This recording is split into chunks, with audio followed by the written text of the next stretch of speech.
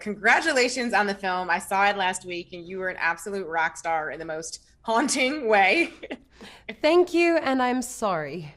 It's it's a simultaneous yes, thank you. I'm going to be living with the dark thoughts in my head for at least another week, I'm but it, sorry. it was a job well done. Now, I want to talk to you a little bit about stepping into this world of the 60s. I just spoke with Edgar and he talked about how the music he grew up on very much inspired him as he was bringing the story to life. How much fun was that for you, sort of really having the music and the glamour, the fashion be two additional characters in this film? It was amazing because the first music that I ever fell in love with was the music from the 60s, and I make playlists for all of my characters in films. And so for this film, I just went back to my playlist from when I was like 16, 17 and just played that the whole time. Edgar's also such an incredible connoisseur of music and film that you can just trade playlists with that man back and forth forever and you will learn something new. It was wonderful, and I will say, as a performance element, it's so great to know what the music's going to be, because then you can picture the scene a lot more. And I tend to, I come from a dance background, so I act in beats almost, and Edgar directs in beats. So Wow. we just felt that connection very strongly. Yeah, that's fascinating. Like the concept of acting in beats. I love that. We got to talk about that show-stopping pink number because I mean, that dress has a life of its own. How did you feel the first time you stepped into it and sort of saw Sandy come to life in that look? I think you hit the nail on the head. The first time, one of the main reasons that I've fallen in love with clothes over the last couple of years is because that is the first moment that you meet the person you're going to be taking care of for the next 3.5 months. And until that's right, you kind of feel very, very wrong. And then they suddenly put the right article of clothing on you and you go, ah, that's her. Yeah. I Yeah. know who I'm going to be now. I know how I'm going to do this. And that dress, we did that dance sequence so many times. And there was just one magic take where my hand just happened to flick it behind. And that was the moment that that dress came alive. That was it. Wow. You got to show off your singing skills. That was a really fun thing to witness.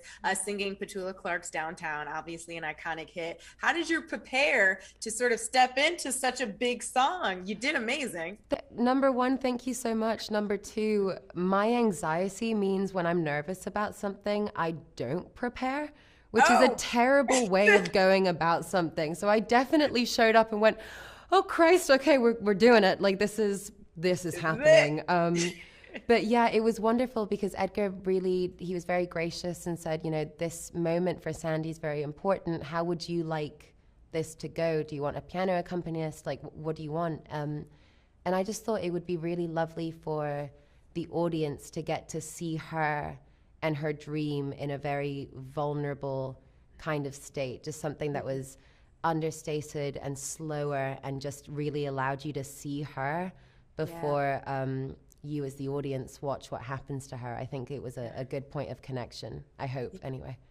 Oh, it absolutely was so well done and such a bittersweet performance by the end of the Thanks. film when you realize sort of where that goes. Thank Not to give you. anything away. Now you play a dazzling starlet in the industry or trying to break into the industry in this film. What do you remember most about being a young actress, a young model, and being discovered while walking your dog, if I heard correctly? Yeah, well, it was. I remember being at school and having a rough time in school, and I knew nobody, continue to know nobody in my family that was in entertainment. And everywhere Okay. I looked, I just spent hours looking online, and all of these people would say, "You just have to be in the right place at the right time, and it's going to happen." Mm-hmm. And I, as a kid, was like, I can't do anything about right place, right time. Like, I want this so badly. And now I'm a right place, right time story. And it's upsetting because I wish I could give aspiring actors like a list of how you break into the industry, but it does seem like it just happens. Yeah, it just happens. Well, it has happened for you, and that's been amazing to watch. Your first audition ever was for an Angelina Jolie film, Maleficent.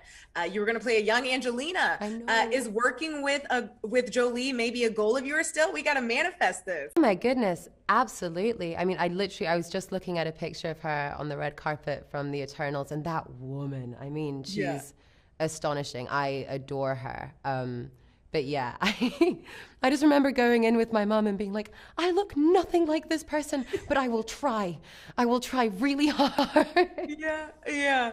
Well, I can't wait for the duo, the dynamic duo that we've yet to been blessed with. Congratulations. It was so great to Oh, speak with thank you. you so much. And I'll see you later on. Take care. Bye, love.